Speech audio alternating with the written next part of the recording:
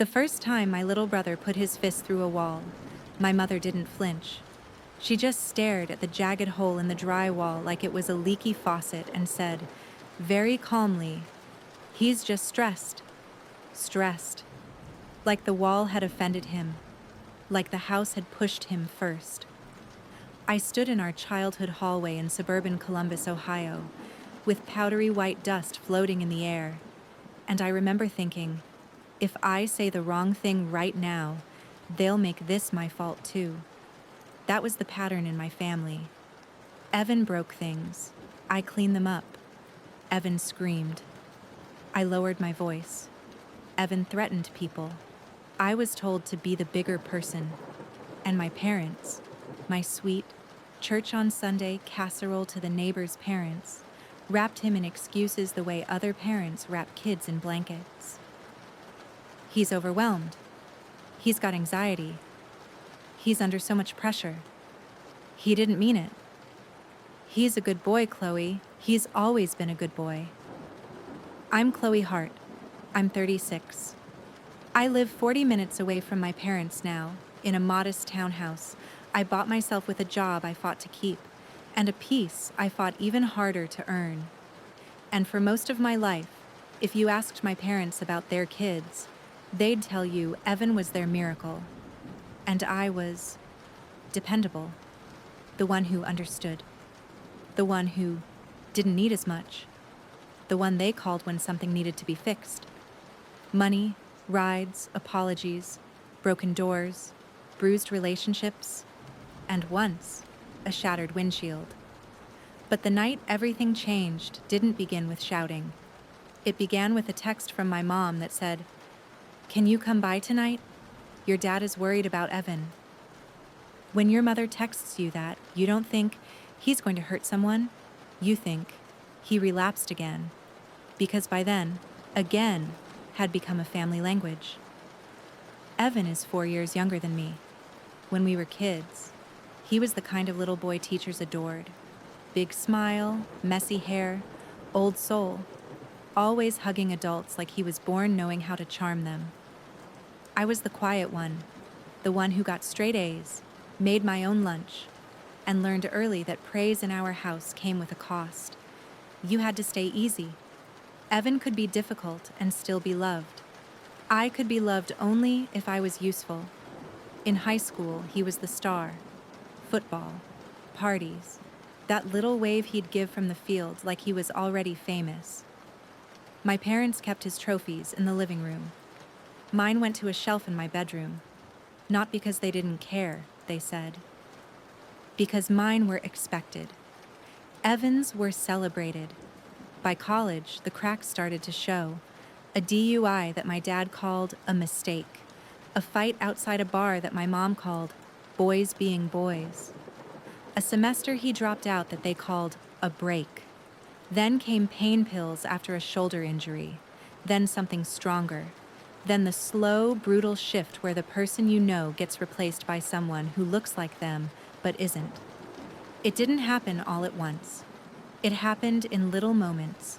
Evan borrowing money and not paying it back. Evan showing up at Thanksgiving with dilated pupils and sweating through his shirt. Evan disappearing to the bathroom for too long. Evan snapping at my dad over nothing. Evan calling my mom a name I'd never heard a son call his mother. But my parents never stopped believing in the version of him they wanted. So every time I tried to name what was happening, I got corrected. Don't label him. Don't talk about your brother like that. You don't understand addiction, Chloe. He needs compassion. Stop being so judgmental. Judgmental, because apparently, noticing the pattern of theft, lies, rage, and broken furniture was a character flaw. The truth was, I did understand compassion. I'd been living inside it like a cage. When Evan was 26, he moved back in with my parents, temporarily. Temporary lasted 2 years. It was supposed to be until he gets steady, then until he finds a place, then until he finishes outpatient, then until he gets a job, then until he saves a little, then until he calms down. And during that 2 years, my parents' house became a place everyone tiptoed through like the floor might collapse. My mother started keeping her purse in her bedroom. My father started locking the garage. They installed a ring camera for safety, but never admitted what kind of safety they meant. And every time Evan exploded, they cleaned up the wreckage and called it love. I watched them shrink in their own home. My mom stopped inviting friends over. My dad stopped hosting game nights. Their laughter thinned out like someone had turned the volume down. But they'd still look at Evan like he was their golden boy who just needed one more chance. And I, because I was the one who understood, got pulled in as the designated helper. Chloe, can you talk to him? Chloe, can you bring groceries? Chloe, can you help us get him to a meeting? Chloe, can you lend him your car for an interview? That last one is the one that taught me to stop believing in their version of just this once. It was a Tuesday in March. I had a client presentation at 9. Evan called at 7:15, voice overly sweet, which is how you know it's about to be bad. "Hey, sis," he said, "I'm in a bind." I was in my kitchen with my laptop open, coffee brewing, wearing a blazer I'd ironed the night before because I was trying, desperately, to look like a woman who had her life together. "What kind of bind?" I asked. "My ride fell through," he said. "I have this interview, real interview, construction union job, benefits. I swear I'm serious." I should have said no right then, but my mother had called me the night before, crying softly, saying, "Please, Chloe, he's trying. Just help him this time. He listens to you." So I drove my car to my parents' house at 7:45 and handed Evan my keys on the porch like I was passing him a fragile glass. "Bring it back by 10, I said. "I'm not kidding. I have work." He smiled and kissed my cheek the way he used to when he was 16 and wanted money for the movies. "You're the best," he said, and then he was gone. At 10:30, I called. Voicemail. At 11, my boss messaged, asking where the deliverables were. At noon, I called again. Voicemail. At 2, my mother called me and said, "Honey, don't panic. He probably just got caught up." At 3, a number I didn't know called me. It was a police officer. My car had been found on the side of the road near a gas station, engine running, driver's door open, no one inside. There was damage to the passenger side. The officer asked if I wanted to press charges. I remember my hand shaking so hard I dropped my phone on my lap. "Yes," I said automatically, because I thought the question meant, "Do you want your car back?" But when I told my parents, my mother's face went tight. "Press charges," she repeated like I'd said I wanted to set Evan on fire. My father rubbed his forehead and said, "Chloe, that's your brother." "He took my car," I said. "He damaged it and left it running on the road." "He was stressed," my mother said, as if that explained the dented metal. "He's under pressure," my father added. "You know how he gets." I stared at them both and felt something cold shift inside me, because in that moment they weren't just protecting Evan, they were asking me to accept being collateral damage as a normal cost of loving him. I did not press charges that day. I went to the impound lot, paid the fee, and drove my damaged car home with my jaw clenched so tight my teeth hurt. That was the day I promised myself. The next time he crosses a line that could hurt me, I will treat it like what it is. But promises are easy to make when you're not standing in front of the person you love most, watching their life fall apart. The next time came anyway. It always does. My relationship with my parents became a series of careful phone calls. I stopped dropping by just because. I stopped offering money. I stopped answering Evan's texts. I learned to keep my tone warm and my boundaries firm, which is a skill no one teaches you, but a lot of women have to learn like it's survival. My parents didn't like it. They'd say things like, "We miss you." But what they meant was, "We miss the version of you who makes this easier." On a Friday in late October, my mom called me around 6 and asked if I could come to dinner. "Just us," she promised. "No drama. Evan's been doing better." That phrase, "doing better," had been used on Evan so many times it had lost meaning. But I missed my parents. I missed who they used to be before every day became about managing Evan's moods. So I went. I brought a pie from the grocery store because that's what you do when you want a family dinner to feel normal. Their house looked the same from the outside. Porch light on, pumpkins by the steps, a faded wreath on the door. Inside, it smelled like roast chicken and lemon cleaner. My mom hugged me too tight. My dad tried to make small talk about the Buckeyes. For 20 minutes, it worked. It almost felt like a regular family again. Then I heard footsteps in the hallway, heavy and uneven. Evan walked into the kitchen with a wild energy around him, like static. His eyes were bright and too alert.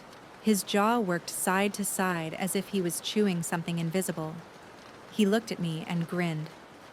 "Well, look who finally decided to show up," he said. I kept my voice calm. "Hi, Evan." He leaned against the counter, too close to me, and said, "You got any cash?" My mother flinched so subtly I almost missed it. "Evan," she warned gently, like he was a toddler reaching for a hot stove. "It's just a question," he snapped, eyes flicking to her. "God." I looked at my mom. "Is he okay?"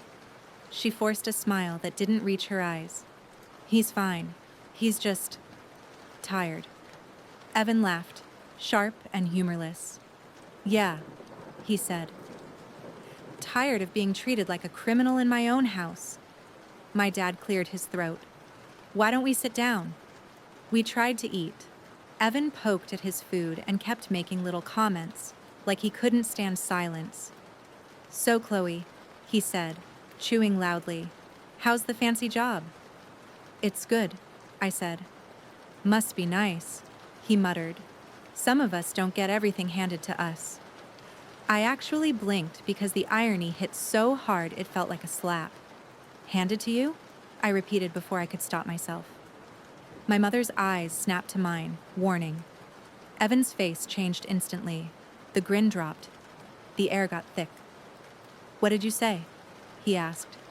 I set my fork down. "Nothing. I'm not doing this." "Doing what?" he demanded, voice rising. "Telling the truth? You always act like you're better than me."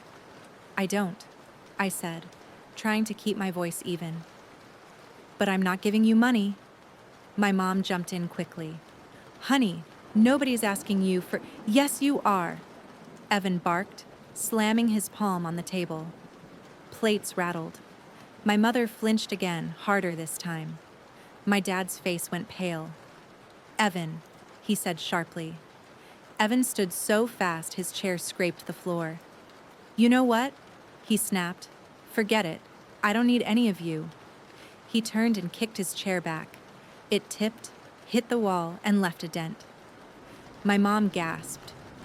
Evan's head whipped toward her, eyes burning. "Stop acting like I'm hurting you. God, you're dramatic." I stood up. "Evan, back up." He stepped toward me instead. "What are you gonna do?" he said, voice low and taunting. "Call the cops like you want to?" My mother moved between us, hands out like a referee. "Please," she whispered. "Not tonight. Please." And there it was again. Not stop. Not. "This isn't okay, just please don't make this harder for us." Evan shoved past her shoulder, not hard enough to knock her down, but hard enough to make her stumble. I heard my father's breath catch. That was the moment my chest went cold, because it wasn't just walls anymore. It wasn't just cars. He put his hands on my mother, even if he called it an accident, even if they called it stress. My voice came out sharper than I intended. "Evan, don't touch her." Evan whirled on me. "Oh my God," he snarled. You're always making me the villain." Then he stormed into the living room and, like a child throwing a tantrum, swept the bowl of candy off the coffee table with his arm. It crashed, glass and wrappers everywhere. My mother cried out. My father rushed forward. "That's enough." Evan's head snapped up. "Or what?" he shouted. "You gonna kick me out? You gonna stop loving me?" He said it like a dare, like he knew the answer. My mom's face crumpled. "Evan, no." Evan turned and grabbed the framed family photo off the mantel, one of those glossy ones from a Christmas portrait session years ago. Me in a green sweater, hair curled. Evan in a blazer, smiling wide. My parents glowing like they'd done everything right. He lifted it like he was going to throw it. My mother screamed, "Evan!" My father lunged toward him, and Evan swung his elbow back without thinking. It caught my dad in the cheek. Not a full punch, but enough. Enough to make my father stumble and clutch his face, eyes shocked. Enough to make my mother freeze, hands over her mouth. Enough to make the room tilt. My heart pounded so hard I could hear it. Evan blinked like he'd surprised himself too. For one split second, he looked like he might apologize. Then his face hardened again. "He walked into me," Evan snapped. My mother whispered, "Oh my God." And then, like the universe wanted to make the choice for me, Evan turned toward the front door. "I'm leaving," he said. "And if you try to stop me, I swear—" He didn't finish the sentence, but he didn't need to, because his eyes said it. I stepped toward my dad, who was now bleeding a little, and I felt something in me click into place. Not rage, not panic, clarity. I pulled my phone out of my purse. My mother saw it and shook her head, tears spilling. "Chloe, no, please." My dad looked at me with a mixture of fear and shame. Evan barked a laugh. "Oh, she's doing it. The hero's calling the cops." My hands were steady. I dialed 911. My mother grabbed my wrist. "He's just stressed," she sobbed. "He didn't mean it. Please, Chloe, please." I looked at her, really looked, and saw a woman who had been living in quiet terror for too long and calling it love because she didn't know what else to call it. I gently pulled my wrist free. "Mom," I said, voice low, "this isn't stress." And then the dispatcher answered. 911, what's your emergency?" I took a breath. "My brother is violent," I said. "He just hit my father. He's destroying property. We need police." Evan's face changed instantly. Fear flashed, then fury. "You're doing this to me," he hissed. I ignored him. "We're at—" I gave the address. "He's here now. He's acting erratically. We feel unsafe." My mother sank into a chair, sobbing into her hands. My dad sat down slowly, pressing a towel to his cheek. Evan paced like a caged animal. "You think you're so perfect," he spat at me. "You think you're better than me because you have a job, and you pay your bills and you never had any fun." I kept my eyes on the floor, listening to the dispatcher's instructions. "Are there any weapons in the house?" she asked. My stomach tightened. My mom had a kitchen knife block. My dad had a tool set in the garage. Evan had hands. "I don't see one," I said, "but I don't know what he might grab." Evan laughed again. "Oh my God, you're talking about me like I'm a monster." My mother lifted her head, tears streaking down her face. "Evan," she whispered, "stop." Evan turned on her. "You're not even on my side?" he snapped. My mother flinched like he'd slapped her. And that's when I knew this was never going to get better with conversations. This was going to get better with consequences. The police arrived within minutes, but it felt like an hour. Red and blue lights washed over the living room walls. Someone knocked hard on the door. Evan froze. His bravado drained like water. My dad called out, "We're here." 2 officers stepped inside, calm but alert. One spoke gently, asking what happened. The other watched Evan closely. Evan tried to charm them at first. "I didn't do anything," he said, palms up. "They're exaggerating. My sister hates me." The officer's face stayed neutral. "Sir, can you sit down?" Evan rolled his eyes. "Seriously, this is ridiculous." My dad spoke quietly, voice shaking. "He hit me." Evan snapped. "You walked into me." My mother tried to soften it. "It was an accident. He's just stressed." I saw the officer's eyes flick to her, then back to me, like he was trying to figure out who was actually telling the truth. So I said it clearly. "He shoved my mom. He hit my dad. He's been violent before. We are not safe when he's like this." Evan's head whipped toward me. "You traitor!" The officer's posture shifted. "Sir," he said firmly, "stand up. Turn around." Evan's face drained of color. "Chloe," my mother sobbed, "please." My dad didn't say anything. He just kept pressing the towel to his face, looking older than I'd ever seen him. Evan jerked back. No. You're not arresting me. I didn't do anything." The officers moved fast. Calm, practiced. Hands behind his back, click of cuffs. Evan shouted like a wounded animal. "Mom, Dad, tell them. Tell them she's lying." My mother stood trembling. "He's not a bad boy," she whispered helplessly to no one in particular.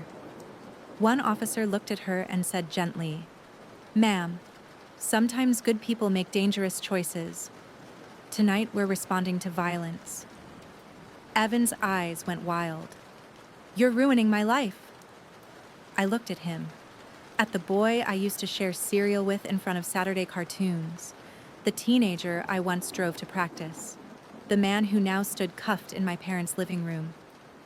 And I realized I'd been asking myself the wrong question for years. Not, how do we save Evan? But how long do we let Evan destroy everyone else? They took him out to the squad car. My mother collapsed onto the couch, sobbing so hard she couldn't breathe. My father sat beside her, staring at the floor, and I stood there in the wreckage, glass on the carpet, dent in the wall, chair tipped over. My father's blood on a towel, and I felt something strange. Not satisfaction, not victory, relief. Because for the first time, the truth was visible. It was undeniable. It was no longer just something I carried alone. After the officers left, the house fell into a silence that wasn't peaceful. It was stunned. My mom finally looked at me with swollen eyes. "How could you do that?" she whispered. I swallowed. "How could you let it get to this?" My father's voice came out hoarse. "Chloe, he's going to hate us." I stared at the shattered candy bowl on the floor. "I can live with him hating me," I said quietly. "I can't live with him hurting you." My mom shook her head violently. "He's sick. He needs help." "I know," I said, "and he won't get it if nothing changes." My mother's mouth trembled. "People will talk." That's what she said. Not, "I'm scared." Not, "He hurt your father." Not, "I'm sorry." People will talk. I felt something harden in me again. "Let them," I said. That night I went home and sat in my car in my driveway for a long time before I went inside. My hands were still steady, but my chest hurt in a deep, bruised way, like grief. Because calling the police on your own brother is not a clean kind of bravery. It's messy. It's nauseating. It makes you question yourself even when you know you did the right thing. I didn't sleep. I kept replaying my mom's face when she grabbed my wrist. He's just stressed. As if stress was a permission slip for violence. The next morning, my mom called me at 6:42 a.m. "He's in jail," she said, voice raw. "They're charging him with assault." I sat up in bed, heart pounding. "What did the officers say?" I asked. She sniffed. "They said Dad can press charges." "Dad should," I said. Silence. Then my mom's voice came out small. Chloe, can you help us bail him out? I actually laughed, but it came out like a sob. Mom, I said, you cannot be serious. He's our son, she whispered. And Dad is your husband, I said. He's bleeding because of your son. My mom's voice sharpened. You don't get it. If he's in there, he'll get worse. You don't get it, I said, my voice rising. If you keep saving him, he will never stop. She started crying again. He's just stressed, Chloe. He needs his family. I closed my eyes and felt that old instinct, fix it, smooth it, make it easier, rise in me like a reflex. And then I remembered my father's blood on that towel. No, I said. My mother went silent. Then, coldly, so you're just abandoning him. I'm protecting myself, I said, and I'm protecting you, even if you don't want it. She hung up. I went to work anyway, because that's what women like me do. We keep functioning even when our insides are shaking. But all day, my phone buzzed with messages from family members I barely talked to. My aunt. How could you call the police on Evan? My cousin. He's struggling. You're making it worse. My uncle. Family handles family. You don't involve the cops. And beneath every message, I could hear my mother's voice. People will talk. That weekend, I drove to my parents' house again. Not for dinner, because dinner wasn't a thing anymore, but to talk about what came next. My dad opened the door with a faint bruise on his cheekbone and a look in his eyes that made my stomach twist. My mom was in the living room, tissues everywhere, eyes red. They looked like a couple who'd been hit by a storm. I sat down across from them and said, "We need to talk about safety." My mom's jaw tightened. He's not a monster. I didn't say he was, I replied. I said we need to be safe. My dad cleared his throat. The officer gave us a pamphlet, he said quietly, about protective orders. My mom's head snapped toward him. We are not doing that. My dad flinched. Then, for the first time in years, he didn't retreat. He hit Como Jiao Bang the first time Nua Al. My mother's ringtone used to make my stomach tighten before I even picked up. Not because I didn't love her, because I knew what her voice would mean. A problem. A mess. An apology wrapped in a demand. And almost always it would end with the same sentence. Soft as sugar. Sharp as a blade. Be the bigger person, honey. He's your brother. My brother Tyler was the golden boy in our house, the way some families have a golden retriever.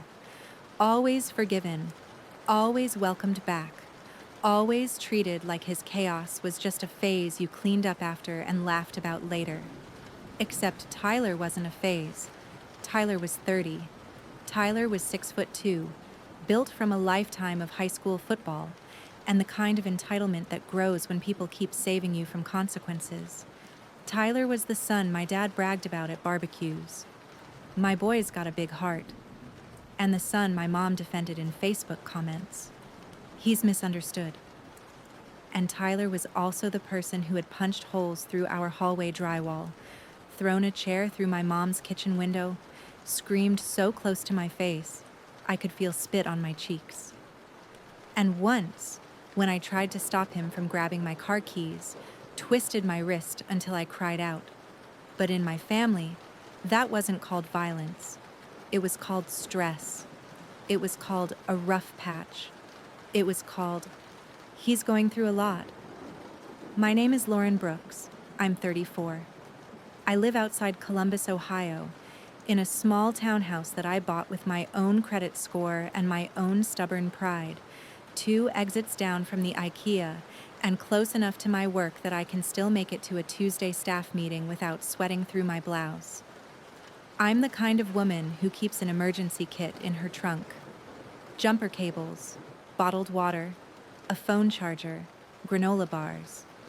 My therapist once told me that people like me grow up learning that safety is something you build yourself because no one else will. I didn't understand that fully until the night I dialed 911 on my own brother, while my mother screamed into the phone at me, "Lauren, don't you dare do this to him." And I did it anyway, because by then, being the bigger person wasn't a virtue. It was a slow way to disappear. When Tyler and I were kids, the difference between us was invisible to other people.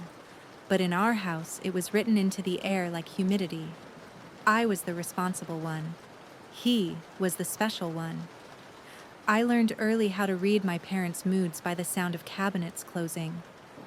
I learned that if my dad's boots hit the front steps too hard, it meant he'd had a bad day, and I should make myself small. Tyler learned something else. Tyler learned that if he made enough noise, the whole room would rearrange itself around him. If Tyler failed a math test, my mom would make flashcards and sit at the table with him every night, smiling, patient, gentle. If I failed a math test, my dad would say, "You're smarter than this, Lauren." Like disappointment was supposed to motivate me. If Tyler got in trouble for talking back to a teacher, my parents would march into the school, demand a meeting, and explain that Tyler was a leader, and leaders can be intense. If I got in trouble, it was because I should have known better. It was small at first. A tilt of my mom's head toward him when he walked into the room. A laugh at his jokes even when they weren't funny. A hand on his shoulder. A secret wink. As if they were always on the same team. Then the stakes got bigger. When Tyler was 17, he drove my dad's pickup into a mailbox because he'd been texting his friends. And my dad paid the homeowner in cash and told Tyler, "You can't do that again." When I was 17, I got a B+ in AP chemistry, and my mom asked if I was distracted because college is competitive. When Tyler was 19, he got caught with weed in his car behind a gas station. My mom cried, my dad drove down to the police station, and Tyler came home that night with my parents' arms around him like he'd been rescued. When I was 19, I called my mom from my dorm bathroom because I'd gotten a UTI and was embarrassed and in pain, and she sighed like I was interrupting something. "You need to handle that," she said. "Go to the health center." I handled it. I handled everything. And then Tyler stopped being a kid making mistakes and started becoming something more dangerous. It happened the way rot happens in a house.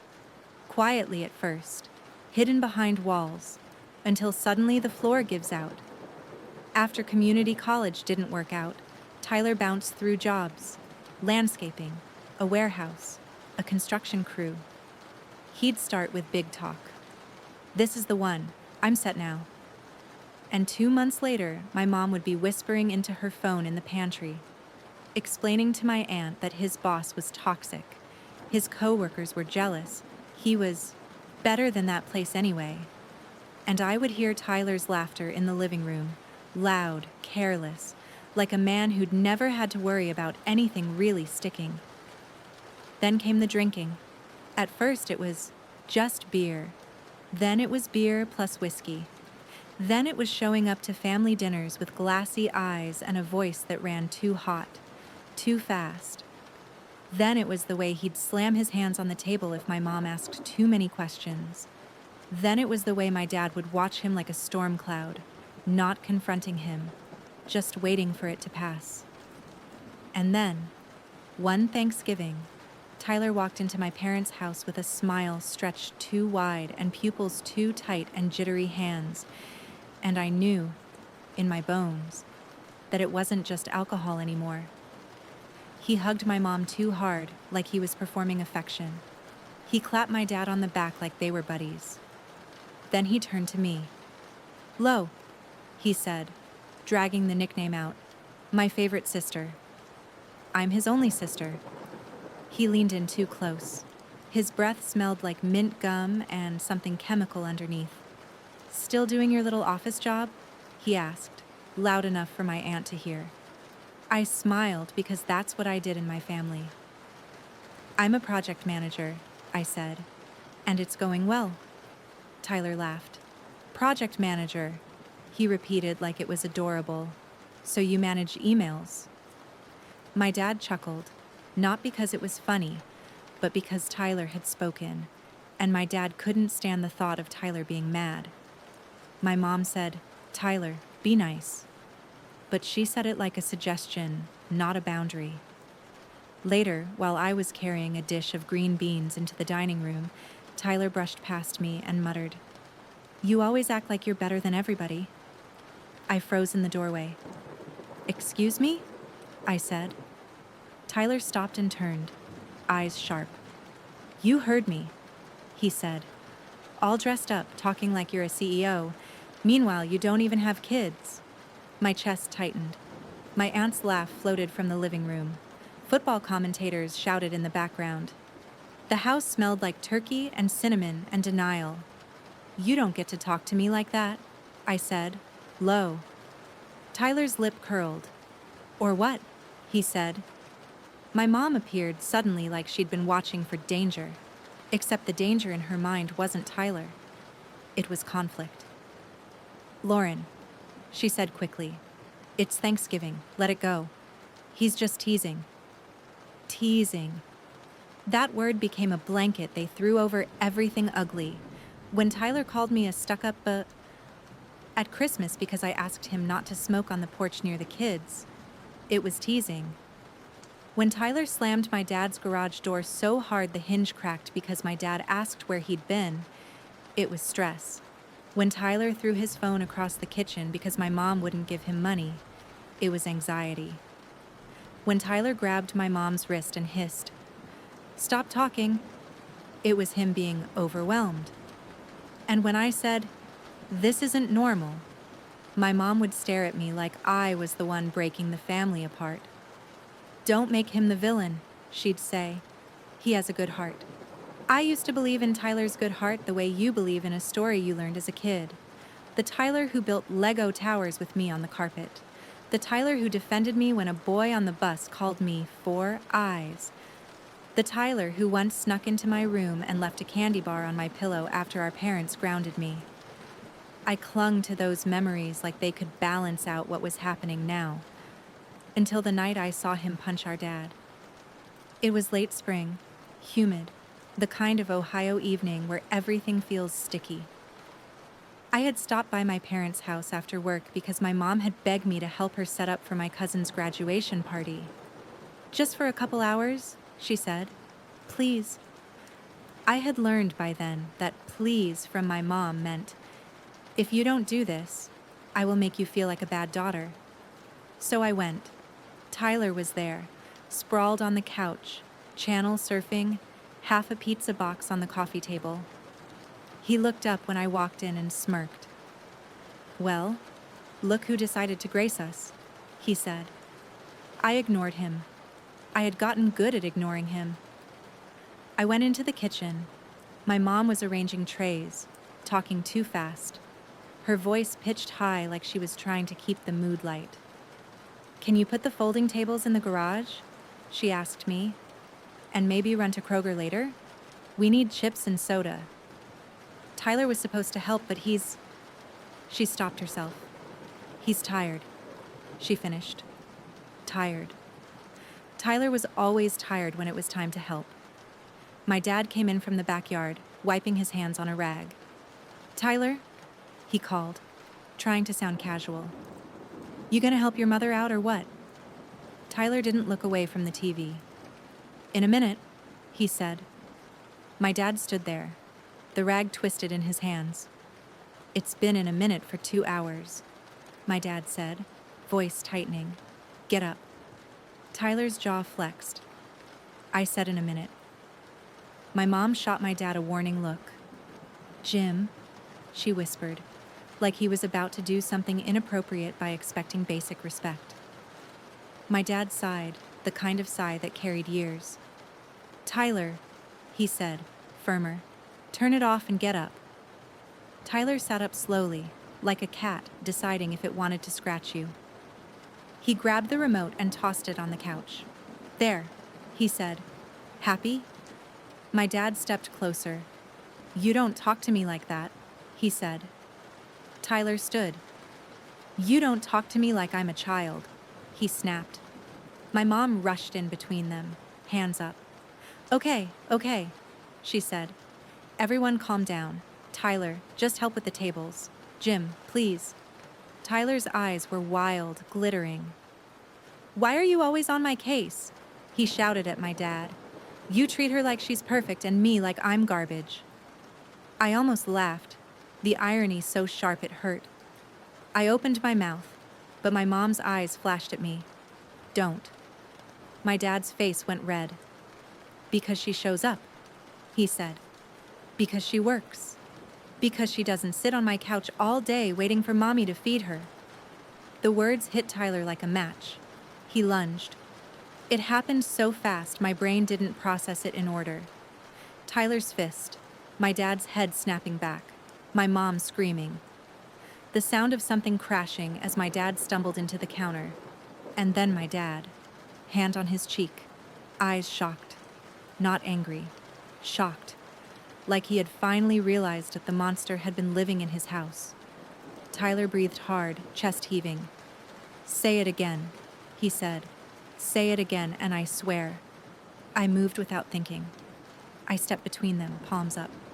Tyler, I said, low and steady. Back up. He turned to me, eyes narrowing like I had betrayed him. Oh, he said. Here she comes. St. Lauren, the family hero. My mom grabbed his arm. Tyler, she sobbed. Please, please. He yanked away. You always choose him, he yelled at her. You always choose her. I'm the only one who matters around here, and you treat me like I'm nothing. He grabbed the pizza box and flung it. Grease and crust and cardboard scattered across the living room carpet. Then he stormed out the front door, slamming it so hard the frame rattled. My mom collapsed against the counter, shaking. My dad stared at the floor, breathing slow, like he was trying not to explode. And I stood there with my heart banging against my ribs, thinking one clear thought. This is going to get worse. I looked at my mom. We need to call someone, I said. We need help. He needs rehab. He needs... My mom's head snapped up. No, she said fierce. Do not say that. Do not label him. Mom, I said, voice cracking. He just hit Dad. My mom's eyes filled with tears, but her voice stayed sharp. He's under pressure, she insisted. He's not himself. He's stressed. Stressed, as if stress makes you punch your father. My dad finally spoke. His voice was hoarse. Maybe Lauren's right, he muttered. Maybe we need... My mom turned on him. Don't you start, she said. You know how sensitive he is. You know how he gets when he feels attacked. My dad blinked, stunned, like he'd been slapped twice. I watched the way my mother's protectiveness locked onto Tyler like a reflex, even after what he'd done. And something in me shifted. Not a dramatic snap, not a movie moment, more like a slow door closing. A part of me that had been hoping for years that my parents would finally see what I saw, finally name it, finally stand with me, started to accept the truth. They weren't going to. They were going to keep calling it stress until one of us got seriously hurt. After that night, I started taking my own safety seriously in a way I hadn't before. I stopped going to my parents' house alone if I knew Tyler might be there. I parked my car on the street instead of the driveway, so I couldn't be boxed in. I kept my phone charged and my keys in my pocket, not on the counter. And when my mom called and said, "Tyler's doing better," I learned to ask one question. "Has he gotten treatment?" I'd say. My mom would pause. "Well, not exactly," she'd say, like I was being unreasonable. "But he's cutting back." Cutting back. On what? Chaos? Then came the night Tyler broke my windshield. It was a Friday. I had worked a full day and stopped at Target for detergent and a new shower curtain because mine had started growing mildew in the corner and I was trying, in small ways, to make my life feel clean and controlled. I came home, carried my bags inside, fed my cat, and finally sat down on my couch with a microwaved bowl of mac and cheese. My phone buzzed. Mom. I stared at it, debating. I answered because some old training still lived in me. Hi, I said. My mom's voice was breathless. Lauren, she said. Are you home? Yes, I said slowly. Why? Okay, she said quickly. Don't panic. He's upset. He came by here earlier and he's not thinking clearly. I just want you to be careful. My skin went cold. Where is he? I asked. I don't know, she admitted. He left. He took his car. Jim tried to stop him, and it turned into a thing. What kind of thing? I demanded. My mom hesitated. He shoved your father, she said softly. But it's okay. Jim's fine. Tyler's just stressed, I finished. Voice flat. My mom sniffed. Lauren, please don't be like that. He's your brother. He's hurting. I swallowed hard. Did he say he was coming to my house? I asked. No, she said quickly. No, I don't think so. He mentioned you. He said you think you're too good for him and you're judging him and you. My hands clenched around my phone. Mom, I said, if he comes here, I'm calling the police. Silence. Then my mom's voice turned icy. Don't be dramatic, she said. You know how that would look. How that would look. Not. Are you safe? Not. I'm sorry. Not. He shouldn't do that, just what will people think? I'm not playing anymore, I said, voice shaking. I'm hanging up. Lauren, she started. I ended the call. I stood up and locked my front door, then checked it again. I walked to the back door and locked it. I pulled the blinds down. I turned off the living room lamp so the house looked dark from the outside. My heart was beating so hard I could feel it in my throat. I told myself I was being paranoid. Then, at 10:47 p.m., I heard the crunch of tires on gravel. My townhouse complex had a small lot behind it. My parking spot was right outside my back window. I froze. I moved slowly to the window and peeked through the blinds. A car sat crooked in the lot, headlights off. I couldn't see the driver. My breath came fast. I backed away from the window, grabbed my phone, and held it like a weapon. Then I heard it. A thud. Not loud. Just a dull impact. Then another. Then something that sounded like glass cracking. I stepped back to the window and looked again. A figure stood beside my car, arm raised. Tyler. I couldn't see his face clearly in the dark, but I knew the shape of him, the way he moved like the world owed him space. He swung his arm down again. The windshield spiderwebbed. A sound came out of me that wasn't words. I stumbled back, shaking, and my thumb hit the emergency button without thinking. The phone connected. A calm operator voice. 911, what's your emergency? My brother is outside, I whispered, voice trembling. He's destroying my car. He's violent. He's on something. Please send someone. Okay, the operator said, steady. What's your address? I gave it. My voice sounded far away, like it belonged to someone else. The operator asked me questions. Was he armed? Was he trying to enter the house? I watched through the crack in the blinds as Tyler kicked my driver's side door, denting it in, then laughed. Actually laughed, like breaking my things was funny. Then he looked up, and even through the dark, I felt his gaze land on my window.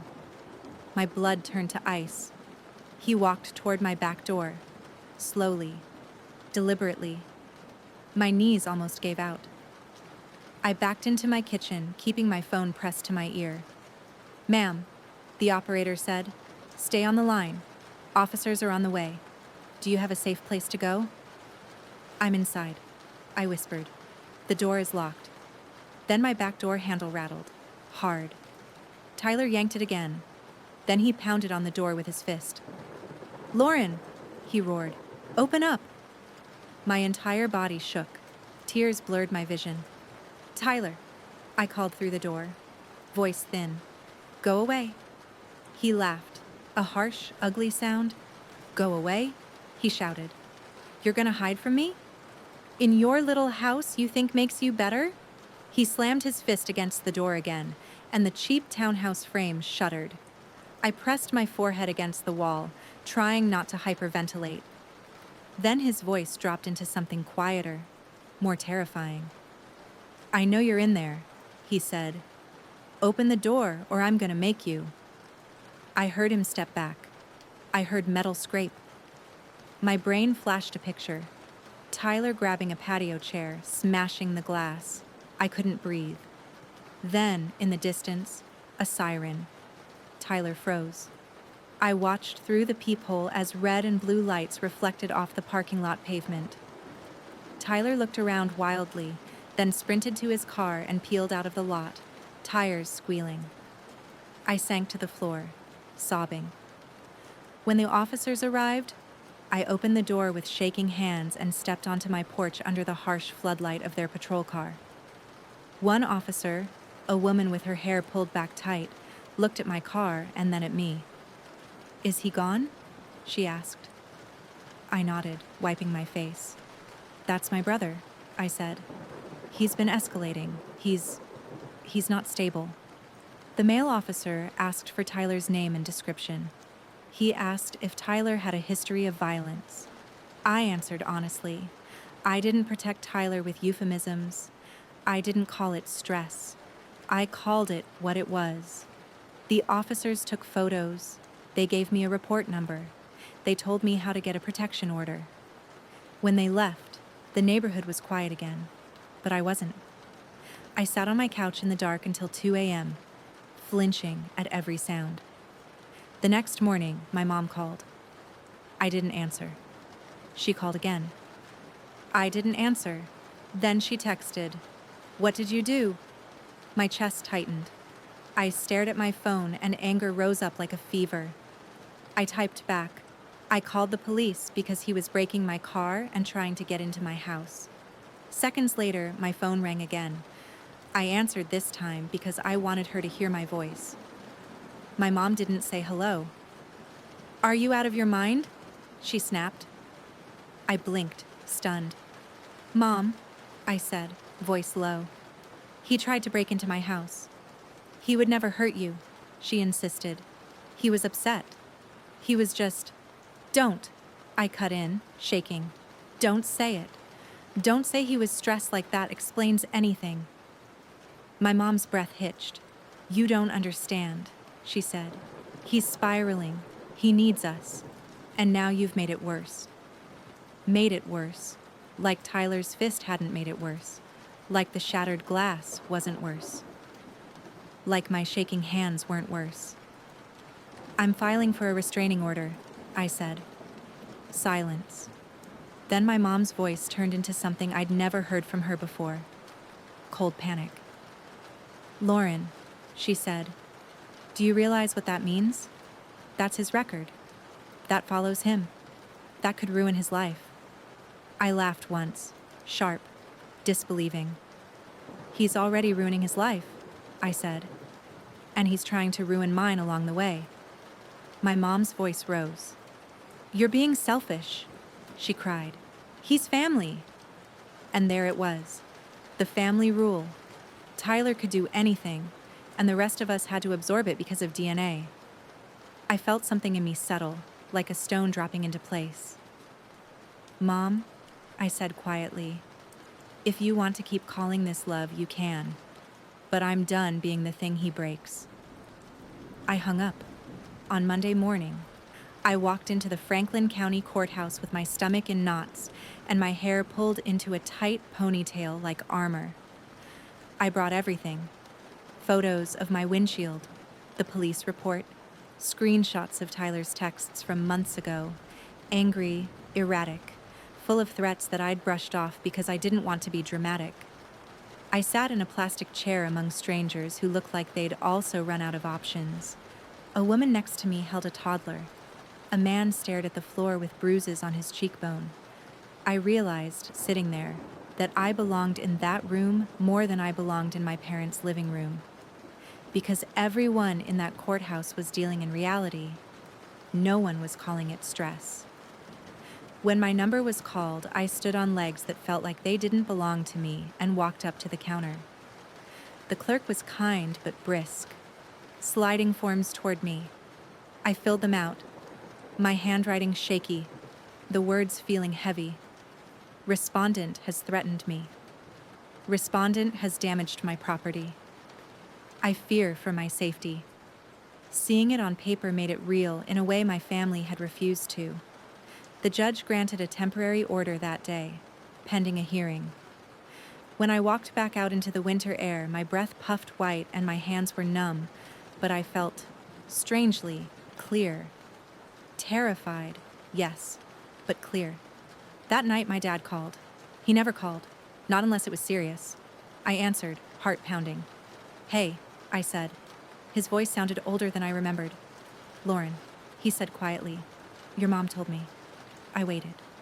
A long pause. Then he sighed. "Your mother's a mess," he said. "Tyler's furious." I closed my eyes. "Dad?" I said, voice tight. He broke my car and tried to get in. What was I supposed to do? Another pause. And then, softly, my dad said something that almost made me cry for a different reason. "I saw the pictures," he murmured. "And you weren't wrong." My throat tightened. I could hear my mom in the background, muffled, saying something like, "Tell her she's tearing this family apart." My dad lowered his voice. "I'm not saying it's easy," he said. "I'm not saying your mom will understand, but I'm tired, Lauren."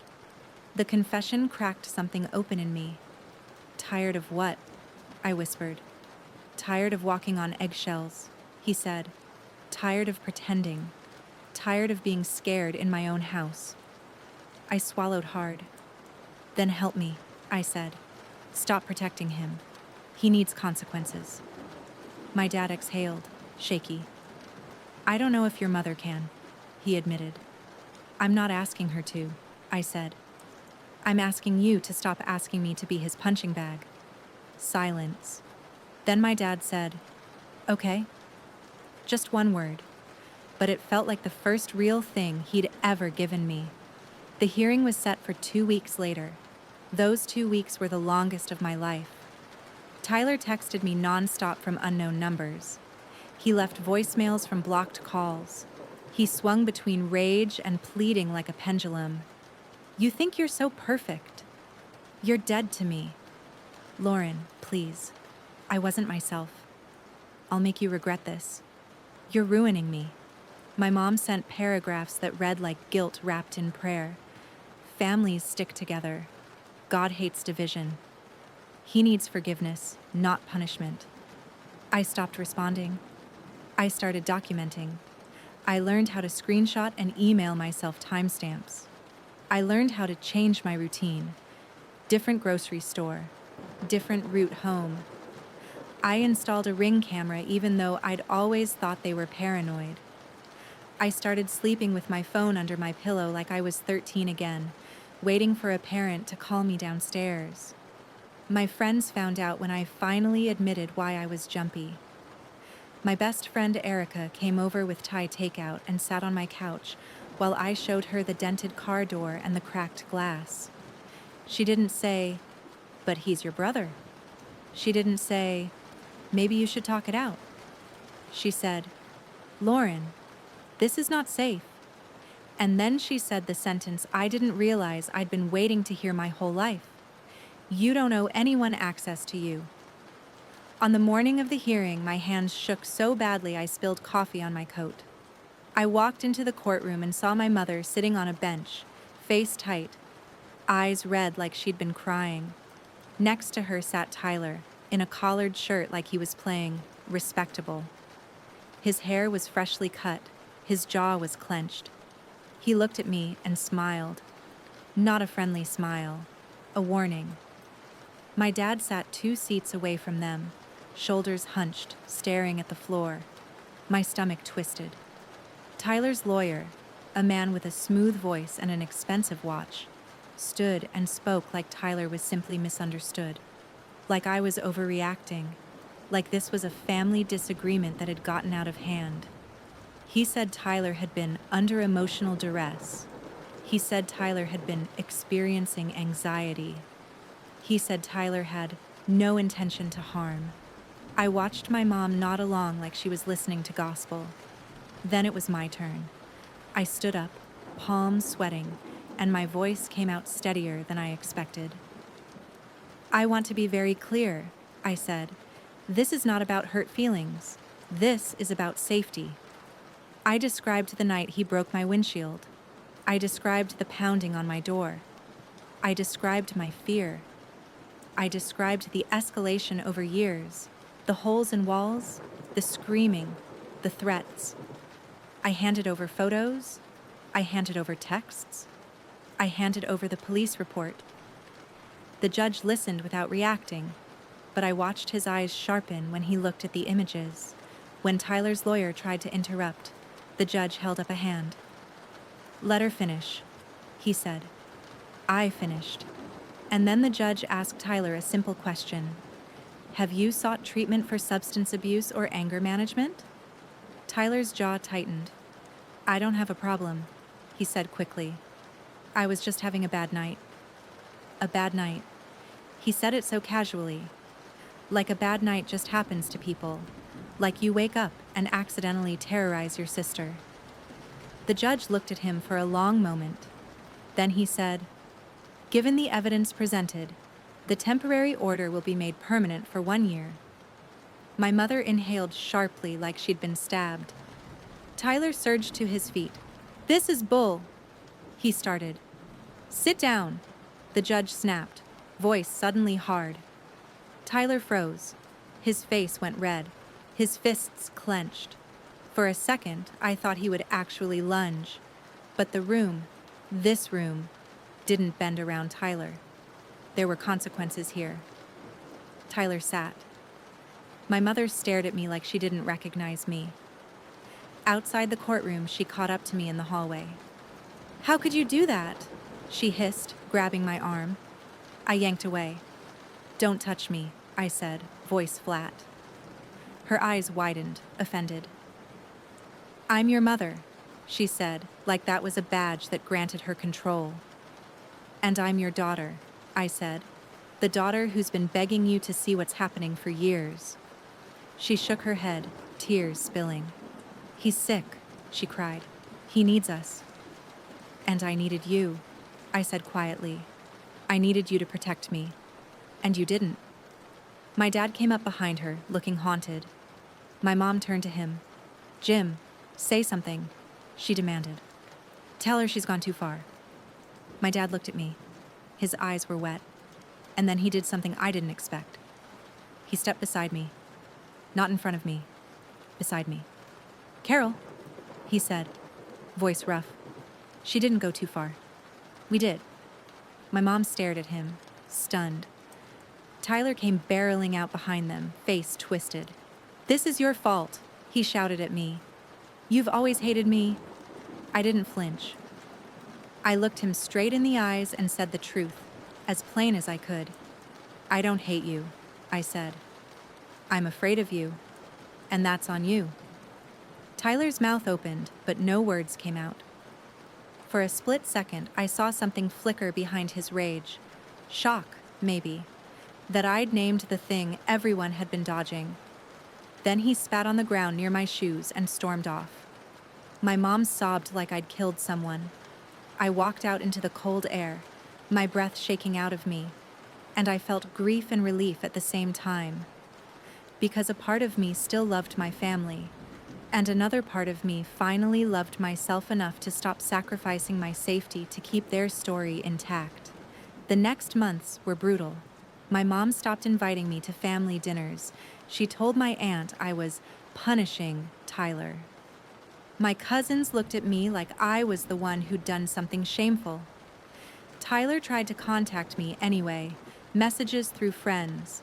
accidental run-ins at the grocery store, showing up once at my workplace parking lot until security escorted him off.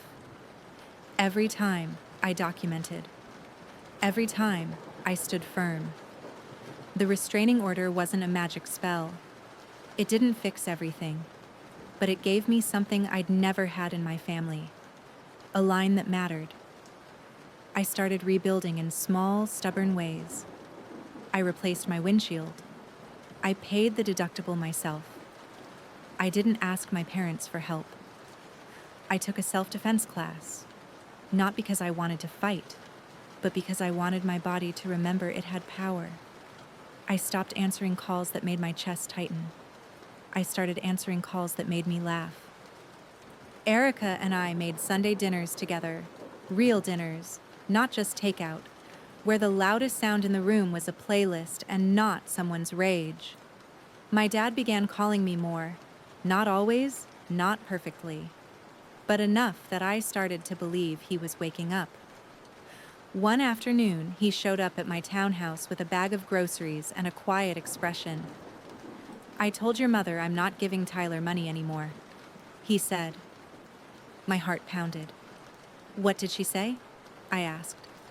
My dad gave a bitter little laugh. "She said I'm abandoning him," he replied. "Then she said you've brainwashed me." He looked at me, eyes tired. "But I've been abandoning you," he said softly. "For a long time.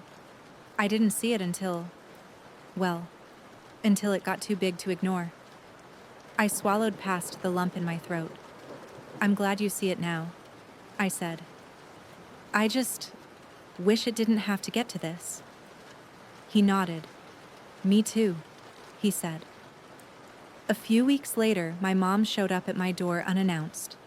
I saw her through the Ring camera, standing stiffly on my porch like she was waiting to be judged.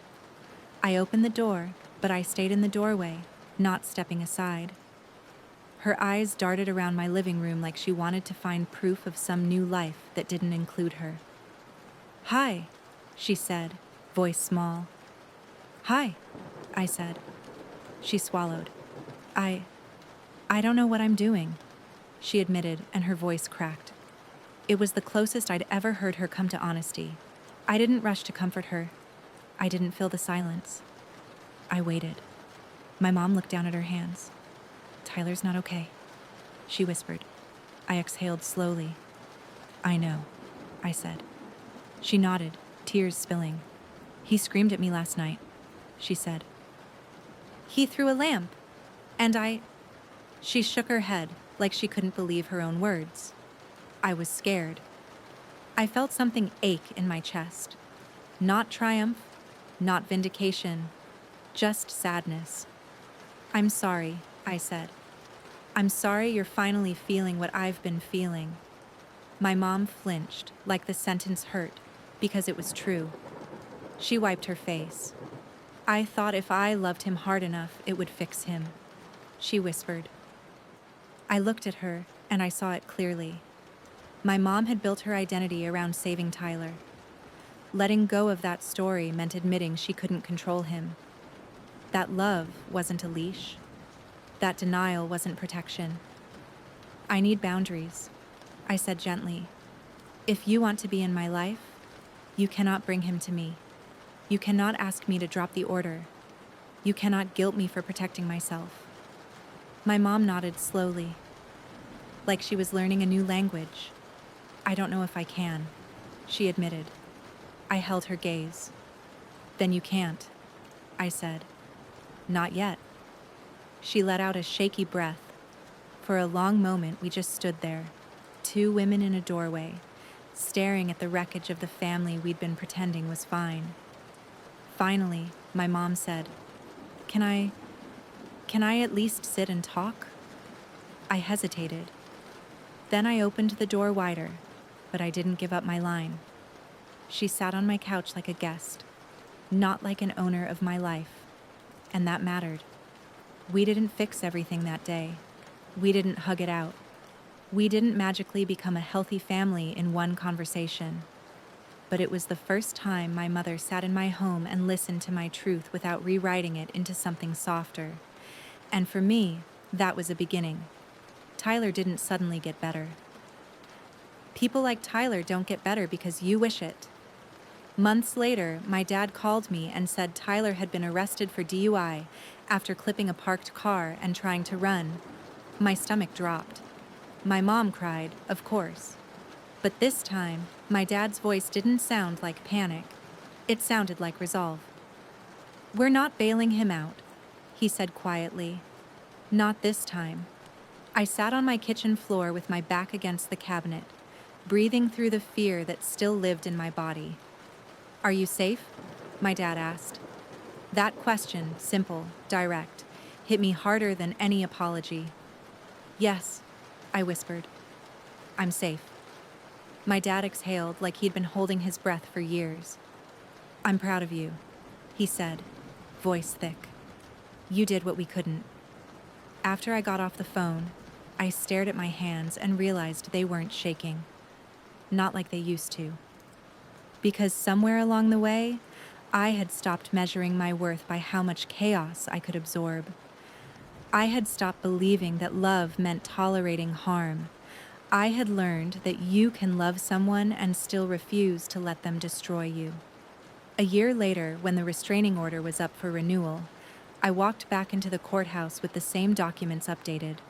New incidents, new messages, new proof. I wasn't afraid of being called dramatic anymore. I wasn't afraid of being called selfish. I wasn't afraid of what it looked like.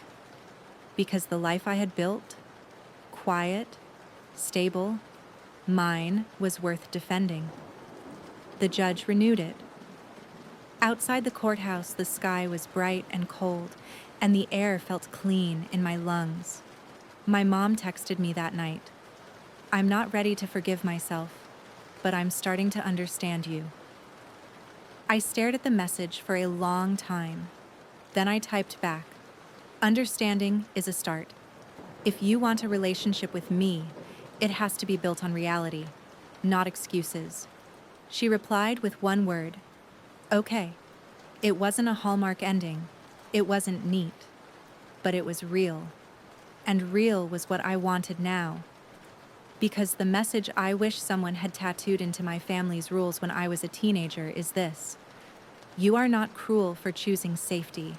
You are not disloyal for setting boundaries. And you don't owe anyone your peace just because they share your last name. I used to think being the bigger person meant swallowing pain. Now I know it means refusing to pass that pain forward.